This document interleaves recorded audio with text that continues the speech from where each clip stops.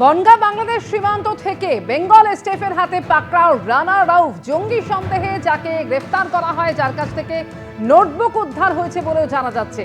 আর সেই নোটবুকে পাকিস্তান, নেপাল, শ্রীলঙ্কা এবং বাংলাদেশের বিভিন্ন মোবাইল নাম্বার রয়েছে। এখনো পর্যন্ত এসটিএফ সূত্রে আর কি জানা যাচ্ছে, সরাসরি আবির দত্ত রয়েছেন আমাদের সঙ্গে। আবির, এই রানা রাউফ ওরফে ওয়াহাব আলম, তার কাছ থেকে ভারতীয় পরিচয়পত্র উদ্ধার হয়েছিল বলে আগেই জানা গিয়েছে। তার কাছ থেকে একটি নোটবুকও উদ্ধার হয়েছে। কি রয়েছে তাতে?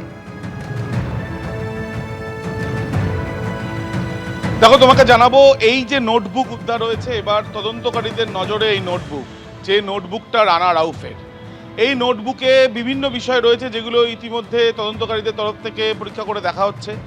সেখানে শ্রীলঙ্কা, বাংলাদেশ এবং নেপালের যেমন নাম্বার রয়েছে পাকিস্তানেরও।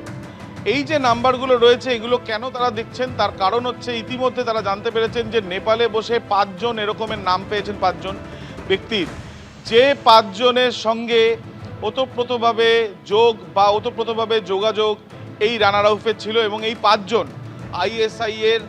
পাকিস্তানের আইএসআই এর অপারেটিভস, এমনটাই মনে করছেন তদন্তকারীরা। তাহলে নোটবুকে এই যে নাম্বারগুলো, সেই নাম্বারগুলো কারা, নাম্বারগুলো কাদের বা কাদের নামে নেওয়া, কারা যোগাযোগ রাখতো।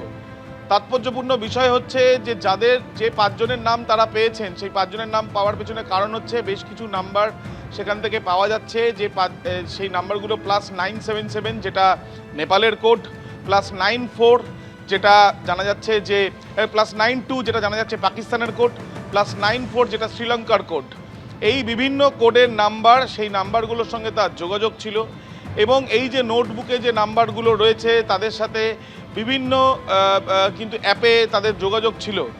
এই যোগাযোগের মাধ্যমেই কি একের পর এক নির্দেশ আসতো, নাকি এই যোগাযোগগুলোর মাধ্যমে রানা রাউফ সে নিজেই নির্দেশ দিত, এই বিষয়টা জানার চেষ্টা চালানো হচ্ছে। পাশাপাশি গতকাল আমরা দেখেছি যে তপসিয়া অঞ্চলে, তিলজলা থানার অন্তর্গত, সেখানে যে সেকেন্ড লেন রয়েছে, সেখান থেকে যখন এই আধার কার্ড, ভোটার কার্ড যে অ্যাড্রেসে করা হয়েছিল, সেখান থেকে গিয়েও পুলিশ আধিকারিকরা জানতে পেরেছেন, অর্থাৎ এই এসটিএফের যারা গোয়েন্দারা তারা জানতে পেরেছেন যে এই যে কার্ড, সেগুলো কিন্তু যে বানানো হয়েছিল এখানে, এবং এখানে এসেও রানা রাউফ সে ওয়াহাব নামে এখানে থাকছিল।